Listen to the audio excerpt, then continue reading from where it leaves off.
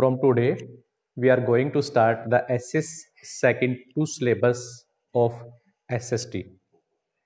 First of all, in this meeting, we understand the chapter number 6. The chapter name is Colonialism and Urban Change. We also discuss this chapter on the date of 15th October in the school campus. पिछली 15 तारीख को बेटा इस chapter के बारे में हमने थोड़ा सा डिस्कस किया था अपनी क्लास में। आज उसी डिस्कस को हम कंटिन्यू रखेंगे, आगे अपने चैप्टर को स्टार्ट करेंगे। तो हमारे चैप्टर का नेम है कोलोनाइलिज्म एंड अर्बन चेंज। कोलोनाइलिज्म मीन्स होता है बेटा उपनिवेशवाद, ठीक है। एंड अर्बन चेंज होता है शहरीकरण का बदलाव आना, ठीक है, सिटी में परिवर्तन आना या नए शहरों का डेवलप होना। इस प्रकार से इस चैप्टर को हम समझ सकते हैं। बेटा we know very well the East India company came in India in 31 December 16th सेंचुरी। हम जानते हैं कि 1600 ईस्वी में ईस्ट इंडिया कंपनी हमारे इंडिया में आई थी। And what was the main purpose to come the East India company into India? The main purpose was trading. उनका मुख्य उद्देश्य था यहाँ पे व्यापार करना, ठीक है। And they success their aim, वो अपने उद्देश्य में सफल भी हुए, ठीक है। The British East India company capture and control on the many cities and parts of India. उन्होंने भारत के बहुत से शहरों में और भारत के बहुत से सिटीज के ऊपर उन्होंने अपना कब्जा भी किया, ठीक है।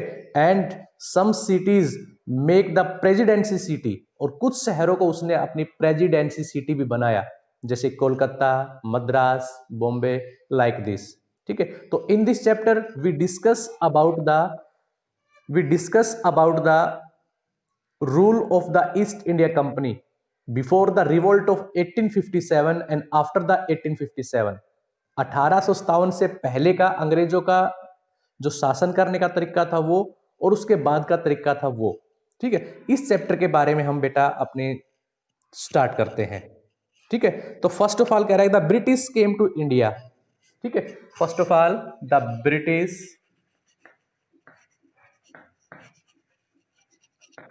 केम टू इंडिया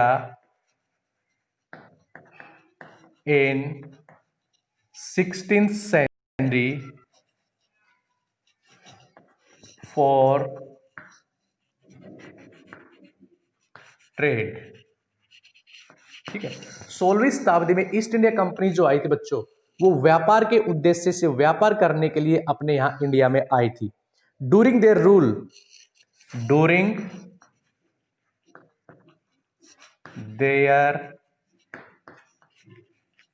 रूल, और अपने शासनकाल के दौरान, ठीक है, उन्होंने क्या किया? दे फ्लोरिश द मैनी सिटी, ठीक है, during the about many changes, ठीक है। During their rule they change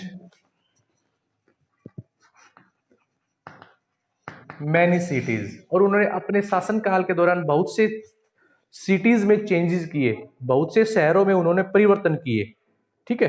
तो ये क्या परिवर्तन थे उसके बारे में हमें पढ़ना है, ठीक है। And this changing different in cities, ठीक है। और उन्होंने बेटा ये जो चेंजेस किए, ये सभी शहरों में एक दूसरे से अलग अलग प्रकार से किए। वहां की जो भौगोलिक स्थिति थी, ठीक है, वहां के लोगों की जो कल्चर थी, उसके अकॉर्डिंग उन्होंने सभी शहरों में ये चेंजमेंट एक दूसरे शहरों से अलग अलग प्रकार से स्थापित की।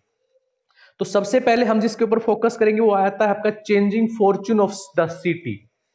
Changing Fortune of the city, first is changing fortune of the cities। changing fortune of the cities means, changing का मीनिंग होता है परिवर्तित कर देना, फॉर्च्यून होता है नसीब, भाग्य, किस्मत, ऑफ द सिटी मीन्स शहरों की। तो कह रहा है कि अंग्रेजों ने भारत के शहरों की जो हालात थी उनको चेंज करने की कोशिश की। ठीक है, और ये कोशिश उन्होंने कहां से स्टार्ट की, तो इसको आपको समझना है। तो फर्स्ट ऑफ ऑल कह रहा है कि द प्रेसिडेंसी,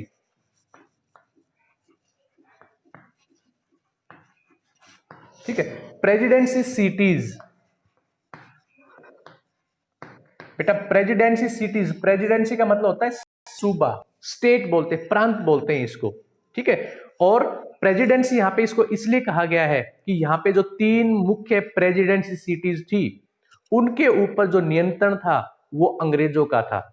ठीक है, कंप्लीटली नहीं था, लेकिन मोस्टली ट्रेडिंग के ऊपर जो नियंत्रण था वो यहाँ पे ईस्ट इंडिया कंपनी का था। तो कौन कौन सी थी वो cities? Like Kolkata, Madras and Bombay. ठीक है, ये उन दिनों 3 मुख्य प्रेसिडेंसी सिटीज थी। ठीक है, became very important and develop rapidly. ये क्या थी? Became very important for the British. ठीक है, और ब्रिटिश लोगों के लिए क्या थी बेटा? ये बहुत ही ज्यादा इंपॉर्टेंट थी उनके लिए। ठीक है, and rapidly during the British period and develop rapidly during British period। ठीक है, और ब्रिटिश पीरियड के दौरान, ब्रिटिश के शासनकाल के दौरान इनमें रैपिडली डेवलपमेंट हुआ, बहुत तेजी से उन्होंने अपना डेवलप यहां पे करके दिखाया। ठीक है, और क्या था? Kolkata became a colonial, Kolkata became a colonial metropolis. Metropolis का मतलब होता है महानगर, और उन दिनों कोलकाता जो था, ठीक है, ये एक बहुत बड़ा महानगर के रूप में स्थापित हो चुका था। ठीक है, महानगर किस लिए था? क्योंकि यहाँ पे जो ट्रेडिंग होती थी बेटा वो सी रूट के द्वारा होती थी। ठीक है, और ब्रिटिश लोग यहीं से ही पूरे इंडिया में अपने ट्रेड को स्थापित करते थे, ट्रेड को चलाते थे। ठीक है, और धीरे धीरे यहाँ पे ईस्ट इंडिया कंपनी ने क्या करना शुरू कर दिया था? फोर्टिफाइड मींस किलेबंदी करना। कोलकाता के ऊपर उन्होंने अपना अधिकार जमाना आरंभ कर दिया गया था। और after the battle of Plassey, battle of Plassey 1757 में लड़ा गया था, और बैटल ऑफ प्लासी के बाद तो इन्होंने पूर्ण रूप से यहाँ पे अपना अधिकार स्वामित्व कायम कर लिया था। ठीक है, और बोथ इसके बाद British expansion, it became the capital of the British empire in India. ठीक है, और कोलकाता क्या बना? Kolkata make imperial and commercial capital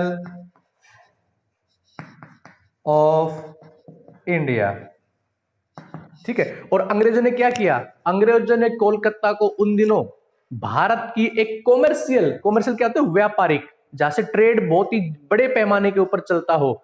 ठीक है, तो अंग्रेजों ने उस दिनों कोलकाता को अपना एक बड़ा ट्रेडिंग शहर इसको घोषित कर दिया, और साथ साथ उन्होंने कोलकाता को भारत की राजधानी के रूप में भी मानना शुरू कर दिया। Is that clear? इसके बाद क्या किया उन्होंने? The British choose it because it provide a natural herbs. ठीक है, इसके साथ साथ बॉम्बे,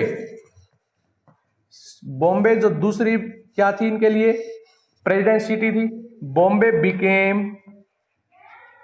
बिकेम कॉमर्शियल टाउन, और बॉम्बे भी इनके लिए कॉमर्शियल टाउन बन चुका था। मद्रास इन साउथ इंडिया, मद्रास जो साउथ इंडिया में था, ये भी इनके लिए क्या था? Main trading centre. ये भी इनके लिए मेन ट्रेडिंग सेंटर बन चुका था।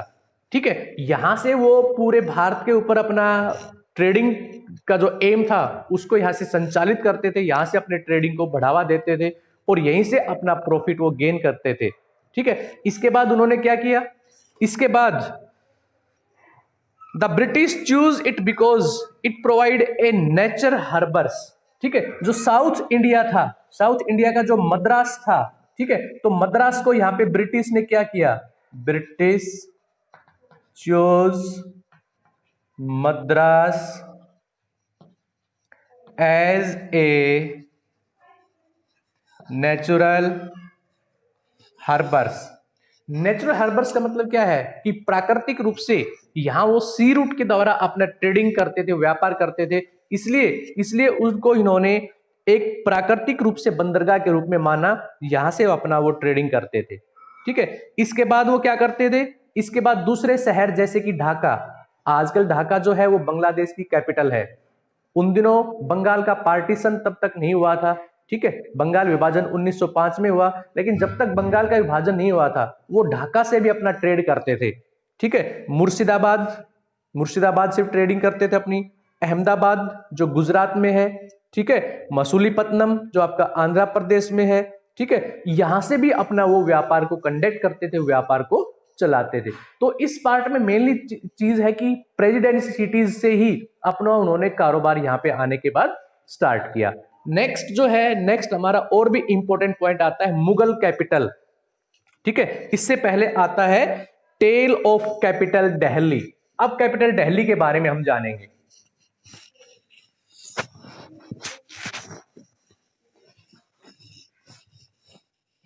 Tell of